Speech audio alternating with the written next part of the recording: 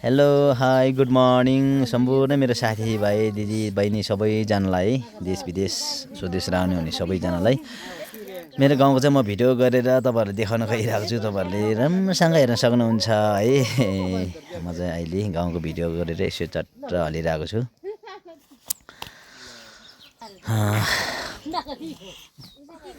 एउटा अर्गानिक हाम्रो लोकल रायोको साग चाहिँ फेरि पनि म तपाईँहरूलाई देखाउन गइरहेको छु। अब मल बोक्ने समय आइसकेपछि यो सबै उखालेर अब गुन्द्रुक बनाउनु पर्छ है, चट्ट लगाएर साथी हो।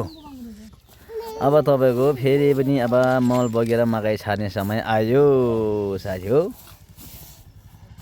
बुङ्गुर के अरे बुङ्गुर रे बदेल र तपाईँको बाँदरको लागि फेरि पनि हामीले अब खानेकुरा बनाउँदैछ। अब मल बगेर चट्ट मकै छारिसके पछाडि बुङ्गुर र बाँदरलाई तपाईँको खानेकुरा फेरि पनि बनाउनलाई उसको समय आउँदैछ है। अब फेरि हामी दुःख गर्ने मात्रै उसको लागि हो, हाम्रो लागि होइन नि त। बाँदर र तपाईँको उसको बनेरको लागि हो यो चाहिँ। बाँदर र बदेलले तपाईँको के कुनै पनि कोदो मकै कुनै पनि राख्दैन, सत्यानाश गर्ने समय फेरि पनि आउन लाग्यो। अब यो फागुन चैत महिनाभित्रमा हामीले मकै छारेर सिटिनुपर्छ। त्यस पछाडि असार साउनमा त उसले पनि खाएर सिटिनै पर्छ साथी हो है।